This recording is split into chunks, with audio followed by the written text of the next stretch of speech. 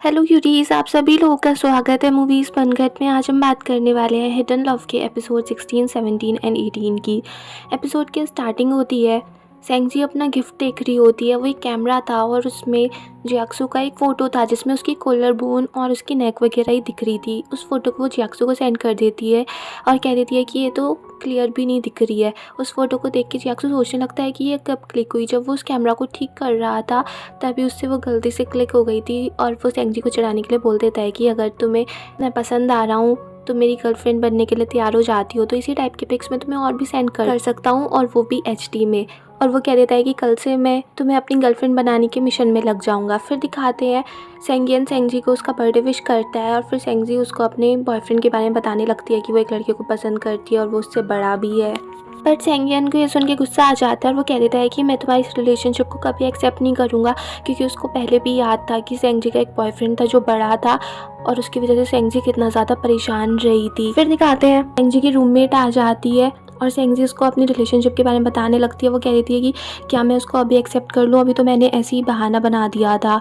तो उसकी रूममेट कहने लगती है कि तुम्हें इतनी जल्दी से हाँ नहीं करना चाहिए, थोड़ा सा वेट करना चाहिए और उसको एक बार टेस्ट करके देख लो। सेंगजी को भी लग रहा था कि मुझे उसको टेस्ट करना चाहिए, क्योंकि पता नहीं अगर उसका इतनी जल्दी इंटरेस्ट ख़त्म हो गया तो फिर हम आगे कंटिन्यू करें या नहीं करें।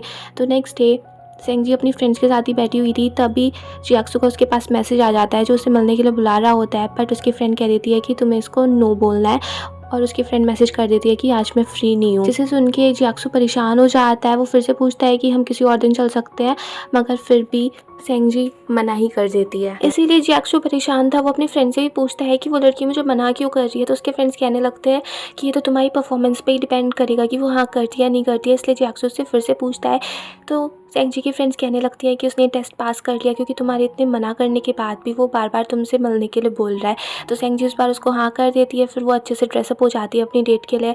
बट तभी जियाक्सू का उसके पास फ़ोन आ जाता है और वो कह देता है कि आज मैं फ्री नहीं हूँ, मेरी एक बहुत ज़्यादा इंपॉर्टेंट मीटिंग है। सेंगजी उसकी बात समझ जाती है और कह देती है कि हम कल मिल लेंगे। नेक्स्ट डे फिर से सेंगजी बहुत अच्छे से ड्रेसअप हो जाती है, मगर फिर से जियाक्सू का फ़ोन आ जाता है और वो कह देता है कि एक प्रॉब्लम हो गई है, वो आज भी नहीं आ सकता। सेंगजी तब भी कह देती है कि कोई दिक्कत नहीं है। एक बार फिर से यही प्रॉब्लम हो जाती है, जियाक्सू को फिर से अपनी डेट कैंसिल करनी पड़ती है और सेंगजी काफ़ी ज़्यादा दुखी बैठी थी। उसकी फ्रेंड्स और ज़्यादा गुस्सा कर रही थी कि वो कैसा लड़का है जो बार बार तुम्हें रिजेक्ट किए जा रहा है, वही तो तुम्हें स्टार्टिंग में अप्रोच कर रहा था ना, अब वो तुम्हें बिल्कुल मिलना ही नहीं चाह रहा है, ऐसा कौन सा काम आ गया है उसका। बट फिर से जियाक्सू ने सेंगजी को बुला लिया था और इस बार भी वो रिजेक्ट कर देता है, क्योंकि इस बार प्रॉब्लम दूसरी हो गई थी। उसको हॉस्पिटल से कॉल आता है जहाँ पर उसके डैड एडमिट थे। डॉक्टर कहने लगती हैं कि पिछले 9 सालों से हम उनका इलाज कर रहे हैं बट अभी तक कोई इम्प्रूवमेंट नहीं हुआ है, बट हम पूरी कोशिश कर रहे हैं कि वो ठीक हो जाए। और फिर जियाक्सू अपने डैड के पास ही बैठ जाता है। फिर फ्लैशबैक में दिखाते हैं कि जब एक बार वो और उसकी मॉम डिनर के लिए उनके डैड का वेट कर रहे थे, तभी उसके वहाँ पर डैड आ जाते हैं। वो बहुत ज़्यादा घबराए हुए थे और वो कह देते हैं कि गलती से मुझसे एक आदमी का एक्सीडेंट हो गया है, बट वो एक्सीडेंट साइड से भागा है और उनको किसी ने नहीं देखा है। उनकी बात सुन के जियाक्सू एकदम से हॉस्पिटल कॉल करने लगता है और जियाक्सू की मॉम भी अपने हस्बैंड को समझाने लगती है कि हमें पुलिस को बताना होगा, उस आदमी की जान बचाई जा सकती है। बट उसकी डैड मानने के लिए तैयार नहीं थे और वो जो थोड़ा सा ड्रंक भी थे, वो बहुत ज़्यादा पैनिक कर जाते हैं जब उनकी वाइफ और उनका बेटा ऐसे बोल रहा होता है। और फिर वो लड़खड़ा जाते हैं और अचानक से ही वो खिड़की से नीचे गिर जाते हैं। फिर कोर्ट ने भी उनकी ऐसी कंडीशन को देख के उनको बेल दे रखी थी। उस सब को लेके जियाक्सू की मॉम भी बहुत ज़्यादा परेशान हो जाती हैं, क्योंकि अब उनके घर में पैसों की बहुत ज़्यादा कमी हो गई थी।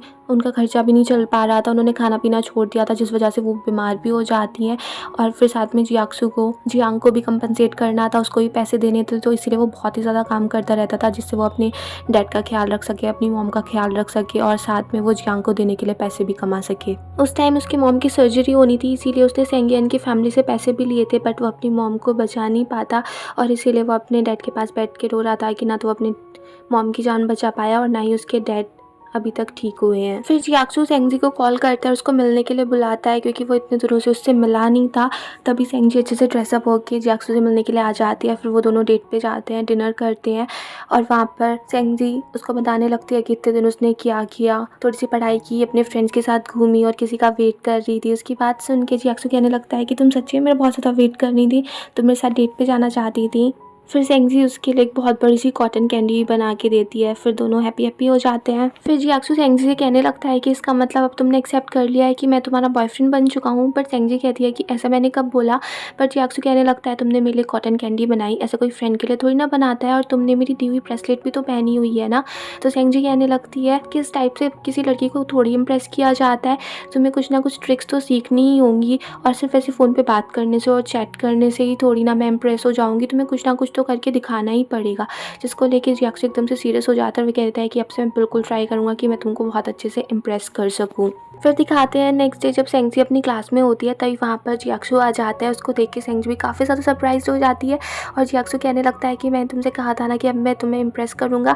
मैंने तुम्हारी क्लास का शेड्यूल पता किया और मैं अब तुम्हारे पास आ गया। और फिर पूरे टाइम जियाक्सु बस उसको ही देखे जा रहा होता है, और उसको ऐसे देख के सेंगजी बहुत ज़्यादा ब्लश करने लगती है। वो उससे अपनी नज़रें चुराने लगती है, और फिर क्लास में उनकी फ़ोटोज़ वगैरह भी क्लिक हो जाते हैं, और सब बच्चे बात करने लगते हैं कि सेंगजी का बॉयफ्रेंड बस उसे ही देखे जा रहा है। फिर ये सब कुछ देख के सेंगजी ऐसे प्रिटेंड करने लगती है जैसे वो सो रही है, और जियाक्सु तो उसको देख ही जा रहा था। वो जैसे उसका चीक एकदम से टच करता है, सेंगजी अपनी आँख खोल लेती है, और फिर दोनों एक दूसरे को ही देखते रह जाते हैं। फिर सेंगजी से पूछने लगती है कि तुम क्या कर रहे हो, पर जियाक्सु उसकी साइड ही देखे जा रहा था। वो उससे कहने लगता है कि अब तो तुम्हें हाँ कर देना चाहिए, पर सेंगजी हाँ करने के लिए तैयार ही नहीं थी, और फिर वो अचानक से जियाक्सु को किस भी कर देती है, जिससे तो जियाक्सु एकदम ही शॉक्ड रह जाता है, क्योंकि उसको यकीन नहीं था कि सेंगजी ऐसा कुछ करने वाली है। तो वो उससे कह देता है कि अब तो तुमने मुझे किस भी कर लिया, अब तो मैं एक्सेप्ट कर लूँ ना कि मैं तुम्हारा बॉयफ्रेंड बन चुका हूँ। पर सेंगजी कह रही थी कि सिर्फ मैंने किसी तो किया है, इसका मतलब ये थोड़ी ना है कि मैं तुम्हारी गर्लफ्रेंड बन गई। और फिर दोनों पूरा टाइम ऐसे ही स्पेंड करते हैं। जियाक्सु बस उसकी साइड देखता रहता है। सेंगजी उससे कहती भी है कि तुम अब चले जाओ, पर वो पूरी क्लास उसी के साथ अटेंड करता है। जब वो लोग वहाँ से जा रहे होते हैं, तब सेंगजी देखती है कि उसके फ्रेंड्स बास्केटबॉल खेल रहे हैं, और वहाँ पर मिंग की चोट लग जाती है, तो उनको एक रिप्लेसमेंट चाहिए होता है। तो वो जियाक्सु से बोलने लगते हैं कि क्या वो खेल सकता है, और फिर जियाक्सु वहाँ पे खेलने चला जाता है, और वो इतनी अच्छी तरीके से खेलता है कि सेंगजी बस उसको देखते ही रह जाती है। फिर दिखाते हैं हॉस्टल में सेंगजी की फ्रेंड्स बात कर रही थी कि इस समर वेकेशन वो लोग क्या करने वाले हैं। तो कुछ तो घूमने जा रहे थे, कुछ इंटर्नशिप करते हैं। तो सेंगजी सोचती है कि वो भी इंटर्नशिप कर लेगी, जिससे उसको भी थोड़ा बहुत एक्सपीरियंस हो। तो यही बात वो अपने भाई को बताती है कि इस समर वेकेशन में यहीं पर रहने वाली हूँ। उसकी बात सुन के सेंगियन को लगता है कि ज़रूर ये अपने बॉयफ्रेंड के साथ टाइम स्पेंड करना चाहती होगी, इसीलिए घर पे नहीं आना चाह रही है। इसीलिए वो उससे साफ साफ बोल देता है कि तुम्हें यहाँ इस बार घर वापस आना होगा, अगर तुम नहीं आओगी तो मैं तुम्हें ज़बरदस्ती वहाँ से खींच के ले आऊँगा। सेंगजी उसको काफ़ी ज़्यादा समझाने की कोशिश कर रही थी, पर सेंगियन उसकी बात ही नहीं सुनता। फिर दिखाते हैं जियाक्सु सेंगजी से पूछ रहा होता है कि क्या वो फ्री है, मगर तब सेंगजी मैसेज कर देती है कि वो फ्री नहीं है। बट तभी वो पीछे से आ जाती है, और वो जियाक्सु के लिए गिफ्ट भी लेके आई थी, क्योंकि आज जियाक्सु का बर्थडे था। जियाक्सु कहने लगता है कि मुझे खुद याद नहीं था कि आज मेरा बर्थडे था। तो सेंगजी उसको चिढ़ाने लगती है कि हाँ, जो लोग बड़े होते हैं ना, वो अक्सर भूल जाते हैं कि उनका बर्थडे कब होता है। तो जियाक्सु कहने लगता है कि हाँ, मैं बड़ा हो रहा हूँ ना, तो इसलिए मैं सोच रहा हूँ कि 27 का होने से पहले पहले मैं शादी कर लूँ। बट उसकी बात सुन के सेंगजी कहने लगती है कि ऐसे कैसे हो सकता है, तब तक तो मैं ग्रेजुएट भी नहीं होंगी। उसकी बात सुन के जियाक्सु हंसने लगता है, वो कहने लगता है कि अच्छा, इसका मतलब तुमने एक्सेप्ट कर लिया कि तुम मुझसे ही शादी करोगी। फिर उसकी बात सुन के सेंगजी भी शर्मा जाती है। फिर वो दोनों कार से कहीं जा रहे होते हैं, तो वो जियाक्सु से पूछने लगती है कि आज उसको किस किस ने विश किया। पर जियाक्सु कहता है कि आज मुझे अभी तक ऐसे किसी ने विश नहीं किया, सब लोग बिजी होंगे। तभी सेंगजी के पास उसके एक सीनियर का मैसेज आ जाता है, जो उससे प्रोजेक्ट के बारे में बात कर रहा होता है। तो सेंगजी चुपके से उसको रिप्लाई करने लगती है। उसको ऐसा देख के जियाक्सु पूछने लगता है कि किसका मैसेज था, तो वो बता देती है कि एक स्कूल के सीनियर का था। तो जियाक्सु से पूछने लगता है कि क्या वो बड़ा है, क्या वो हैंडसम है, वगैरह वगैरह। तो सेंगजी समझ जाती है कि ज़रूर जेलस फील कर रहा है। तो फिर वो उसको बता देती है कि नहीं, वो एक सीनियर है, प्रोजेक्ट के बारे में बात कर रहा था, और उसकी एक गर्लफ्रेंड भी है। तभी जियाक्सु के पास सेंगियन का भी कॉल आ जाता है। वो उसको बता देता है कि तुम मेरी बहन से तो मिले होंगे ना, उसने जो गिफ्ट दिया है वो मेरी तरफ से ही है। जिसे सुन के सेंगजी शर्मा जाती है, क्योंकि उसने अभी तक जियाक्सु को बताया नहीं था कि वो गिफ्ट उसके भाई की तरफ से था। और फिर सेंगियन फिर से कहने लगता है कि तुम्हें पता है, अभी मेरी बहन फिर से किसी को डेट कर रही है, और समर वेकेशन वो इसीलिए घर भी वापस नहीं आना चाहती। वो लड़का काफ़ी बड़ा है, और उसने तो पोस्ट ग्रेजुएशन भी कर ली है। उसकी बात सुन के जियाक्सु भी थोड़ा हंसने लगता है। फिर सेंगजी भी शर्मा रही थी कि ये कहीं और कुछ बात ना कर ले, तो वो सेंगियन से चुप होने के लिए बोल देती है। तो सेंगियन कहता है कि तुम दोनों एक साथ हो। तो सेंगजी उसको बता देती है कि हम दोनों डिनर के लिए जा रहे हैं। इससे पहले सेंगियन उन पर डाउट करता, सेंगजी फ़ोन कट कर देती है। फिर जियाक्सु सेंगजी से पूछने लगता है कि कौन सा बॉयफ्रेंड है जो पोस्ट ग्रेजुएट भी है। सेंगजी उससे कहने लगती है कि वो तो मैंने अपने भाई से ऐसी बहाना बना दिया था, अब मैं उसको ये थोड़ी ना बताती कि मैं तुम्हें डेट कर रही हूँ। तो जियाक्सु कहता है कि तुम फिर उसे मेरे बारे में कैसे बताओगी कि तुम मुझे डेट कर रही हो। हम ऐसे बहाना बना सकते हैं कि तुम कह देना कि तुमने उस लड़के से ब्रेकअप कर लिया और फिर तुमने मुझे डेट करना स्टार्ट किया। तो सेंगजी कहने लगती है कि मैंने कब कहा कि हम दोनों ने डेटिंग स्टार्ट कर दी है। उसकी बात सुन के जियाक्सु थोड़ा अपसेट सा हो जाता है। वो कहता है कि इसका मतलब ये है कि तुम मेरे लिए अभी भी कुछ भी फील नहीं करती हो क्या? तो सेंगजी कहने लगती है कि नहीं, हाँ अभी थोड़ी बहुत फीलिंग्स हैं बट अभी पक्का श्योर नहीं हूँ मैं। तो जियाक्सु कहने लगता है कि हाँ मैं समझ सकता हूँ, अभी तुम मेरे लिए उतना फील नहीं करती हो जितना मैं करता हूँ। उसकी बात सुन के सेंगजी से पूछने लगती है कि अगर कभी मैंने हाँ ही नहीं बोला तो तुम क्या करोगे? तो जियाक्सु कहता है कि मैं हर रोज़ तुम्हें ऐसे ही इम्प्रेस करने की कोशिश करता रहूँगा, क्योंकि इस लाइफ टाइम में मेरे अलावा तुम्हारा और कोई बॉयफ्रेंड नहीं बनने वाला है। और उसकी बात सुन के सेंगजी बहुत ज़्यादा ब्लश करने लगती है, वो बहुत ज़्यादा शर्मा जाती है। फिर वो लोग एक रेस्टोरेंट पहुँचते हैं। वहाँ पर सेंगजी ने जियाक्सु के बर्थडे के लिए बहुत सारी प्रिपरेशन की होती है। वहाँ पर सब उसको बर्थडे विश करने लगते हैं और फिर सेंगजी उसके लिए एक स्पेशल टाइप के नूडल्स बनाने लग जाती है और फिर जियाक्सु भी उसको आके देखने लगता है। सेंगजी अपनी मॉम की रेसिपी ट्राई कर रही थी और जियाक्सु उसको देखे जा रहा था, तो सेंगजी उसको बाहर भेज देती है कि मैं अभी तुम्हारे लिए कुछ बना के लेके आती हूँ। फिर वो बहुत मुश्किल से वो नूडल्स बहुत सारी गलती कर करके बना ही देती है।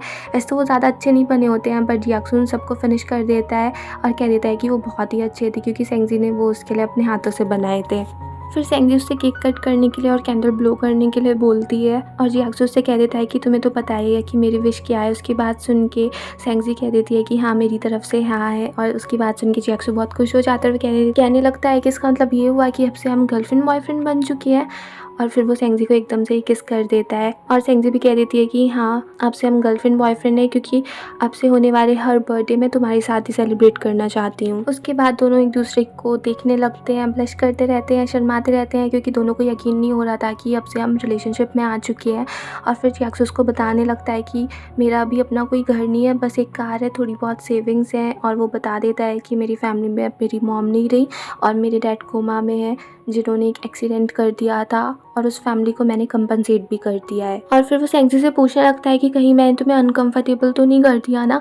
बट सेंगजी कह देती है कि नहीं मुझे इससे कोई दिक्कत नहीं है, बट मैं इसी बात से परेशान हूँ कि इस बात को सोच के तुम काफ़ी ज़्यादा सैड हो जाते होगे ना, और मुझे इन सब चीज़ों से कोई मतलब नहीं है क्योंकि मैं तो सिर्फ तुम्हें पसंद करती हूँ। फिर नेक्स्ट डे दिखाते हैं सेंगजी पढ़ने के लिए लाइब्रेरी जा रही होती है और वो देखती है कि लाइब्रेरी काफ़ी ज़्यादा भरी हुई है। तभी वहाँ पर जियाक्सु आ जाता है तो वो जियाक्सु से कह देती है कि मैं यहाँ कैफ़े में चली जाती हूँ, पर जियाक्सु से कह देता है कि नहीं मेरे घर चलो, वहाँ पर तुम पढ़ाई कर लेना। वैसे तो सेंगजी शर्मा जाती है पर जियाक्सु से कहता है कि सिर्फ पढ़ने के लिए। फिर वो उसको घर ले आता है और वो उससे कह देता है कि तुम मेरे बेडरूम में चली जाओ, वहाँ पर डेस्क है, वहाँ पर इजीली पढ़ लोगी। पर सेंगजी जाना नहीं चाह रही थी तो जियाक्सु से कहने लगता है कि यहाँ पर मैं अभी लंच बनाऊंगा तो तुम्हें डिस्टर्ब होगा, तुम अंदर जाके पढ़ाई कर लो।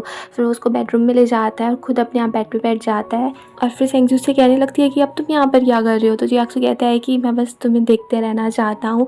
और उसकी बात सुन के सेंगजी एकदम से उसके पास आ जाती है और उससे कहने लगती है कि अब इतना देखना काफ़ी होगा ना, अब तुम बाहर जाओ। उसकी बात सुन के जियाक्सु एकदम से उसको हक कर लेता है, उसको किस करने ही वाला था। तो सेंगजी कहने लगती है कि अगर तुम ऐसी हरकतें करोगे तो मैं पढ़ाई कैसे करूँगी, तो फिर मैं यहाँ से चली ही जाती हूँ। बट जियाक्सु उसको फिर बैठा देता है कि तुम अच्छे से यहाँ पर पढ़ाई कर लो और वो उससे पूछ लेता है कि उसको खाने में क्या खाना है। तो सेंगजी बोल देती है कि जो भी तुम बना लो मैं सब कुछ खा लेती हूँ। फिर जियाक्सु उसके लिए खाना तैयार करता है और सेंगजी को वो सब बहुत ज़्यादा टेस्टी लगता है। फिर वो उसकी हेल्प कराने के लिए किचन में भी आ जाती है और कह देती है कि मैं जल्दी खाना बनाना सीख लूँगी ताकि आगे से तुम्हें इतना कुछ ना करना पड़े।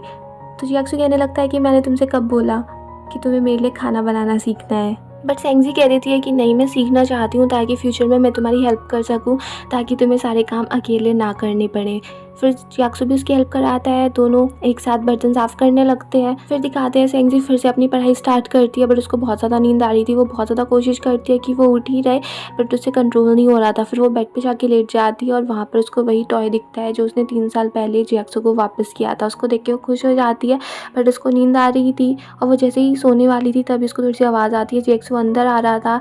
तो वो उठने के चक्कर में बेड से नीचे गिर जाती है और फिर वहीं नीचे बैठे बैठे ऐसे प्रिटेंड करने लगती है कि वो ऐसी पढ़ाई कर रही है। तो जियाक्सु उससे कह देता है कि वो बेड पे बैठ के भी पढ़ सकती है और फिर वो एकदम से सेंगजी को बेड पे लिटा देता है, उसके करीब आने लगता है। उसको जैसे ही वो किस करने वाला था सेंगजी बहुत ज़्यादा नर्वस हो जाती है और वो एकदम से उठ जाती है। फिर जियाक्सु उसको ऐसे देख के पूछने लगता है क्या हुआ, तो सेंगजी उसको बता देती है कि एक्चुअल में मुझे नींद आ रही थी, वो ऐसे ट्राई कर रही थी कि जिससे उससे नींद ना आए। तो जियाक्सु से कह देता है तो तुम सो जाओ, पर सेंगजी कहने लगती है फिर तुम अकेले हो जाओगे ना। तो जियाक्सु कह देता है कोई बात नहीं, जब तक तुम यहाँ पर हो मैं अकेला कैसे रहूँगा। और फिर वो उसको आराम से बेड पे लिटा देता है और चादर वगैरह भी उड़ा देता है। जैसे ही वो जा रहा था, सेंगजी उसका हाथ पकड़ लेती है और कह देती है कि ऐसी बात नहीं है कि मैं तुम्हें पसंद नहीं करती, मैं भी तुम्हें पसंद करती हूँ, बट जैसे ही तुम मेरे क्लोज आती हो मैं बहुत ज़्यादा नर्वस हो जाती हूँ। तो जियाक्सु कहता है कि कोई बात नहीं, मुझे सब पता है, तुम अभी आराम करो। फिर दिखाते हैं शाम को जियाक्सु सेंगजी को उसके हॉस्टल में छोड़ने के लिए आता है। वो उससे पूछने लगता है कि क्या मैं तुम्हारा हाथ पकड़ सकता हूँ, क्योंकि दिन में जब मैंने क्लोज आने की कोशिश की थी और मैंने तब इस बारे में तुमसे पूछा नहीं था, इसलिए वो चीज़ तुम्हें शायद ठीक नहीं लगी। तो सेंगजी कहने लगती है कि तुम्हें पता है ना मैं थोड़ी नर्वस हो गई थी। तो फिर वो उसका हाथ पकड़ने के लिए बोल देती है। फिर दोनों हाथ पकड़ के आ रहे होते हैं और सेंगजी उसको बताने लगती है कि वो इस समर वेकेशन यहीं पर रुकने वाली है और उसने बहुत सारी कंपनीज में ट्राई किया है इंटर्नशिप के लिए। और फिर जैसे ही सेंगजी अंदर जाने वाली थी, वो जियाक्सु को बता देती है कि वैसे भाई ये बात मैंने तुम्हें अभी तक बताई नहीं है, बट मैं तुम्हें बहुत बहुत ज़्यादा पसंद करती हूँ, बहुत ज़्यादा लाइक करती हूँ। तो जियाक्सु भी उससे कह देता है कि मैं भी तुम्हें बहुत ज़्यादा पसंद करता हूँ। फिर दिखाते हैं जियाक्सु अपने फ्रेंड से बात करता है और उसको बता देता है कि वो जिस लड़की के बारे में उसको बता रहा था अब वो उसकी गर्लफ्रेंड बन चुकी है। जिसे सुन के उसका फ्रेंड काफ़ी ज़्यादा खुश हो जाता है और वो उससे कहने लगता है कि अब मैं तेरे वहाँ पर आ रहा हूँ, तो मुझे बहुत बड़ी पार्टी देना। और वो एकदम से सेंगियन को भी मैसेज कर देता है कि जियाक्सु की गर्लफ्रेंड बन चुकी है। और जियाक्सु इतने उससे पहले रोकता, तो जियाक्सु उससे कहने लगता है कि ये तूने क्या किया, तुझे पता है मेरी गर्लफ्रेंड कौन है, उसको तू भी जानता है। और वो उसको ऐसे क्लू देने लगता है, जिसको सुन के उसका फ्रेंड कहने लगता है कि अच्छा तू कहीं सेंगजी की तो बात नहीं कर रहा है। तो जियाक्सु कहने लगता है कि हाँ वही तो। बट उसका फ्रेंड कहने लगता है कि तूने क्या किया, अब सेंगियन हमें छोड़ेगा नहीं। और जब तो उससे मिला था तब तो वो छोटी बच्ची थी ना। पर जियाक्सु कहने लगता है कि अब मैं क्या करूँ, मेरी ऐसी फीलिंग्स आ गई और तूने तो हेल्प की ना जब मुझे रियलाइज़ हुआ कि सेंगजी से मैं प्यार करता हूँ, पसंद करता हूँ। तो उसका फ्रेंड कहने लगता है कि यार बीच में मुझे मत घसीट। तभी उन लोगों के पास सेंगियन की ग्रुप कॉल आने लगती है और वो तीनों एक साथ ही बात करने लगते हैं। तो सेंगियन जियाक्सु से पूछ लेता है कि वो अनलकी गर्ल कौन है जिसको तू डेट करने लगा। जियाक्सु कहने लगता है कि हाँ वो थोड़ी अनलकी तो है, मगर फैटी ने मेरी हेल्प की ये रियलाइज़ करने में कि उसको मैं पसंद करता हूँ। बट फैटी तो बचना चाह रहा था कि नहीं नहीं इसमें मुझे कुछ नहीं पता था। तो सेंगियन जियाक्सु से कह देता है कि इस बार जब तू आ रहा है ना तो अपनी गर्लफ्रेंड के बारे में सब कुछ बता देना और साथ में सेंगजी को भी ले आना। फिर दिखाते हैं सेंगजी की फ्रेंड उससे पूछने लगती है कि कल वो कहाँ थी। तो सेंगजी उसको बता देती है कि वो जियाक्सु के घर पे ही थी, जिसको सुन के उसकी फ्रेंड काफ़ी ज़्यादा एक्साइटेड हो जाती है और वो कहने लगती है कि फिर तुमने किस भी किया होगा ना और बताओ क्या क्या किया। पर सेंगजी कहती है कि ऐसा कुछ नहीं हुआ, मैं काफ़ी ज़्यादा नर्वस हो जाती हूँ जैसे ही वो मेरे क्लोज आता है। तो उसकी फ्रेंड कहने लगती है कि इसमें नर्वस होने की क्या बात है, अगर तुम लोग रिलेशनशिप में हो तो फिजिकल कांटेक्ट तो कॉमन है ना, इस बार तुम इनिशिएटिव लेना। और यही बात सुन के सेंगजी जियाक्सु को मैसेज करती है डेट के लिए। फिर वो लोग स्केटिंग के लिए जाते हैं और वहाँ पर सेंगजी पहले से ही जियाक्सु को बता देती है कि आज वो उसको किस करने वाली है। जैसे ही वो स्केटिंग के लिए तैयार हो रहे थे, सेंगजी को लगता है कि ये अच्छा टाइम है। वो जैसे ही जियाक्सु को किस करने वाली थी, पर जियाक्सु तभी एकदम से अपनी स्केटिंग स्टार्ट कर देता है और सेंगजी काफ़ी ज़्यादा एम्बेरस हो जाती है। फिर जियाक्सु सेंगजी से बोलने लगता है, उसको सिखाने लगता है कि स्केटिंग कैसे करते हैं और उससे कहता है कि चलो अब मेरे पास आओ। और फिर सेंगजी ट्राई करते करते उसके क्लोज आती है और फिर आती है उसको एकदम से किस कर देती है, जिसको देख के जियाक्सु शॉक्ड रह जाता है। फिर वो दोनों आराम से किस करने लगते हैं और इस बार सेंगजी बिल्कुल भी नर्वस नहीं थी। फिर दिखाते हैं सेंगजी के पेपर ख़त्म होते हैं और फिर वो अपने फ्रेंड्स को बताने लगती है कि इंटर्नशिप के लिए मैं भी यहीं पर रुकना चाह रही थी। बट उसके फ्रेंड्स को टीज़ करने लगते हैं कि इंटर्नशिप के लिए या फिर अपने बॉयफ्रेंड के लिए। पर सेंगजी कहने लगती है कि मैं इंटर्नशिप करना चाह रही थी बट अब मुझे कोई मिली नहीं है, तो शायद मुझे अपने होम टाउन ही जाना पड़ेगा, मेरा भाई कुछ अरेंज कर देगा। मगर तभी उसके पास फ़ोन आ जाता है कि उसको इंटर्नशिप के लिए एक्सेप्ट कर लिया गया है। यहाँ पर एपिसोड फिनिश हो जाता है, पर तभी फ्लैशबैक में दिखाया जाता है कि जब सेंगजी जियाक्सु के साथ उसके घर पे पढ़ने के लिए जा रही थी, तभी वो रास्ते में रुकते हैं कॉफ़ी के लिए। सेंगजी कॉफ़ी लेने के लिए गई थी और तभी जियाक्सु के पास एक लड़की आ जाती है जो उससे रास्ता पूछने लगती है और उसका नंबर भी वीचैट पे ऐड करने लगती है। तभी वहाँ पर सेंगजी आ गई थी और जियाक्सु उससे कह देता है कि मेरी गर्लफ्रेंड है और वो मुझे मार डालेगी अगर मैं ऐसी कोई भी हरकत करूँगा, और उसने ऐसी कह के इस लड़की को वहाँ से भगा दिया था। पर सेंगजी वहाँ पर आ जाती है और वो काफ़ी ज़्यादा जेलस हो जाती है और वो जियाक्सु से कहने लगती है कि तुम ऐसे लड़कियों से फ्लर्ट क्यों कर रहे थे। पर जियाक्सु उसको समझा रहा था कि ऐसा कुछ नहीं था, वो लड़की रास्ता पूछ रही थी, फिर भी सेंगजी उससे कही जा रही थी कि उसको ऐसे फ्लर्ट नहीं करना चाहिए। फिर सेंगजी गुस्से में वहाँ से चली जाती है। फिर दोनों सुपरमार्केट जाते हैं, वहाँ पर वो लोग सामान खरीद रहे थे और तभी एक लड़का आके सेंगजी से बात करने लगता है, उसका वीचैट नंबर पूछने लगता है और उसकी बात सुन के सेंगजी उसको बता देती है कि उसका बॉयफ्रेंड है। ये सब कुछ याक्सू देख लेता है। वो सेंगजी से कहने लगता है कि अब बताओ, अब तुम क्या कर रही थी? तो सेंगजी कह देती है कि मैंने उसको बता तो दिया कि मेरा बॉयफ्रेंड है पहले से। याक्सू भी कहने लगता है कि उस लड़की को मैंने भी तो बता दिया था ना कि मेरी गर्लफ्रेंड है पहले से। और फिर दोनों इसी तरीके से हंसी मजाक करने लगते हैं और यहीं पर ये एपिसोड फिनिश हो जाता है। अगर आपको ये पसंद आया हो तो प्लीज़ मेरे चैनल को सब्सक्राइब करें, लाइक करें, शेयर करें, कमेंट्स करें and bye bye till next video.